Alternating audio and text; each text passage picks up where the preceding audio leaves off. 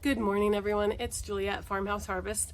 Today I am planting my herb garden, and I am doing this video in collaboration with the Simple Salvaged Farmhouse. She is showing you how to make wood garden markers so that you can keep in your garden by your plants so that you remember what you planted where.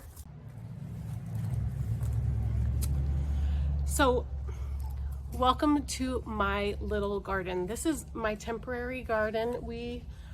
If you've been following along with us on Instagram, then you'll know that we are building a farmhouse out in the country where I will be putting a garden in also this year. But this is my temporary garden until we get moved. I will be transplanting a lot of these plants out to the new garden later probably in August.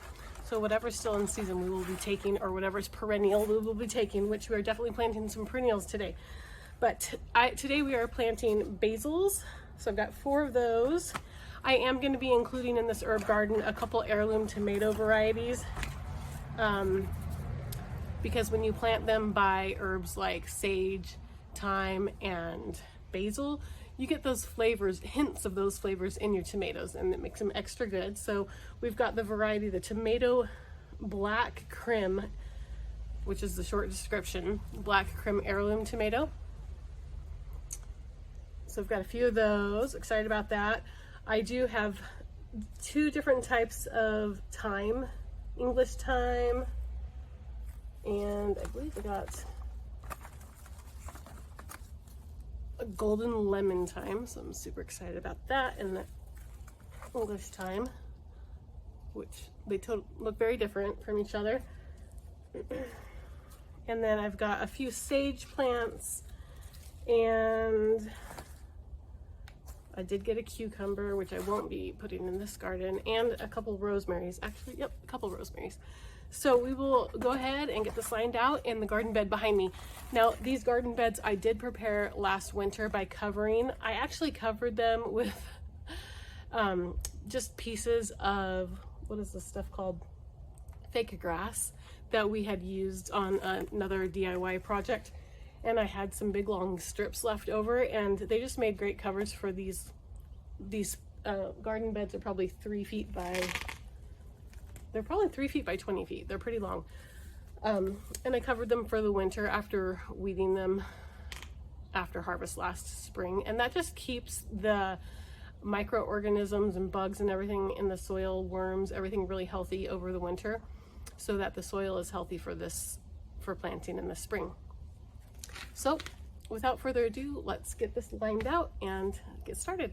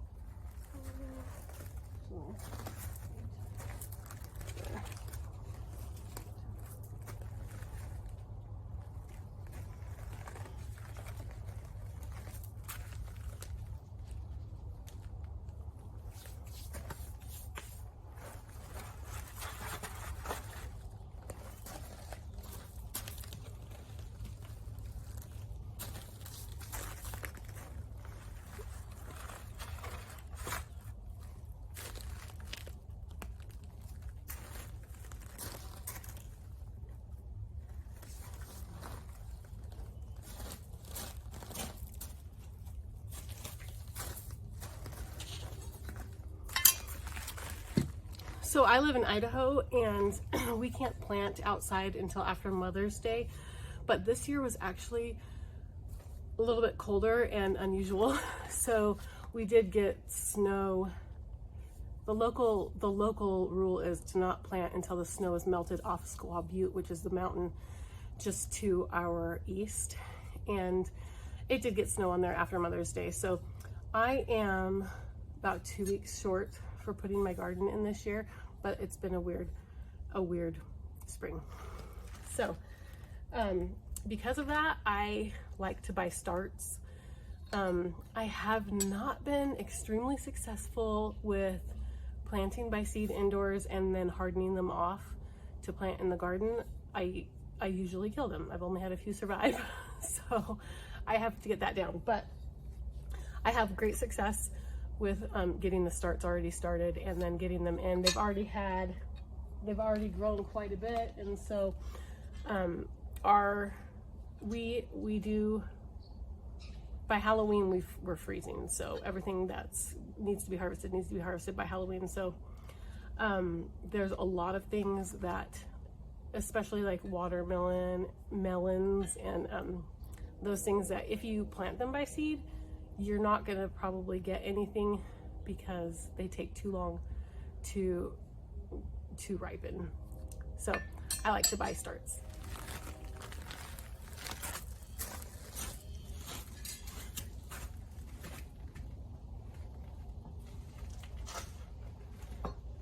Tomatoes actually get pretty big, so I'm not sure that this is going to be enough room. I might have to move things out a little bit more.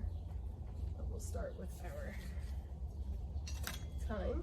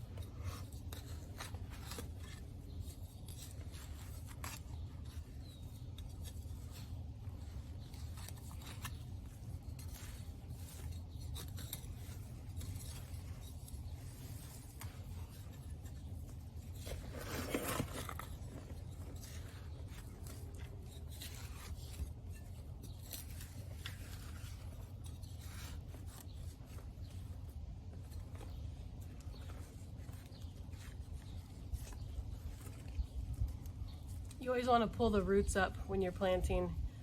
It just helps stimulate the roots to grow into the soil that you're planting them into. So just root that up real good.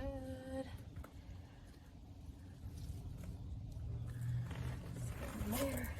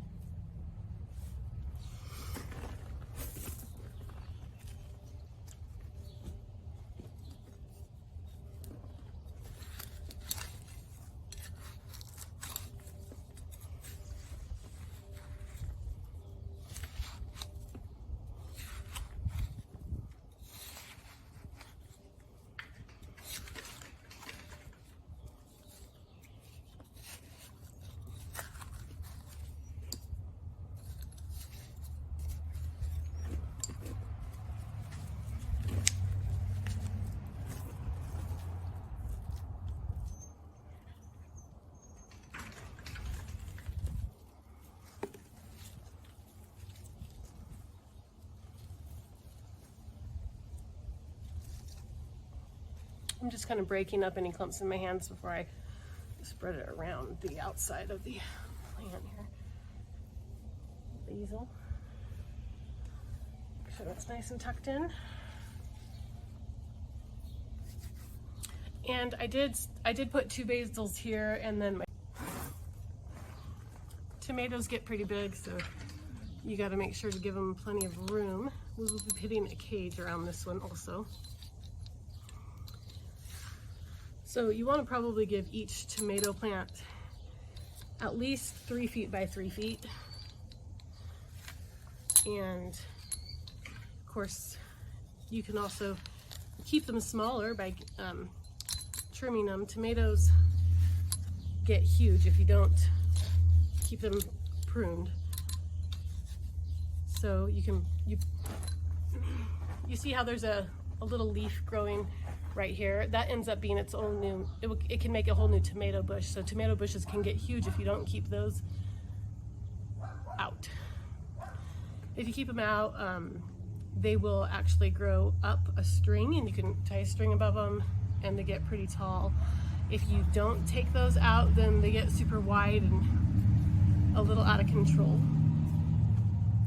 So, and then the deeper you plant tomatoes, the better, because it just helps make their stalk and their roots and everything a lot stronger, and then they produce really well.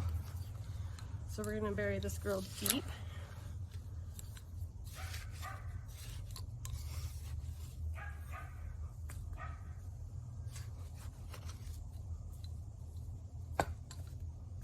I am so excited to use these heirloom tomatoes that just have such pretty color. They're green and red, really dark, super pretty.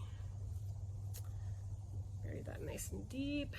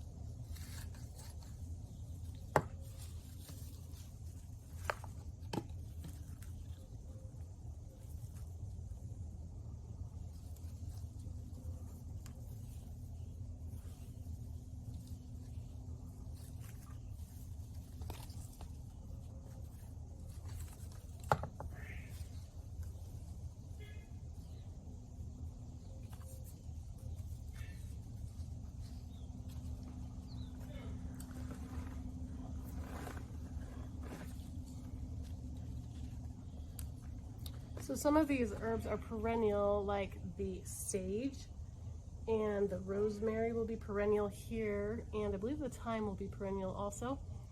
And so those I will be taking with me to the new garden, so we'll be transplanting those in a few months.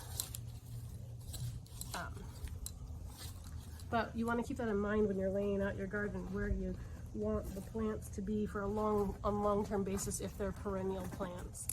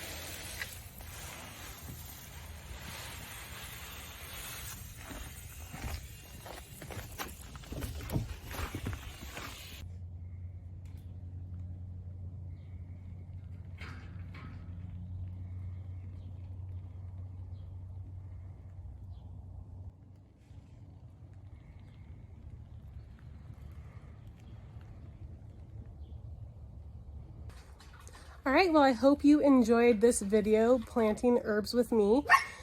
And I hope that you go over now to Britt's channel at The Simple Salvaged Farmhouse and learn how to make those awesome wooden plant markers for your garden.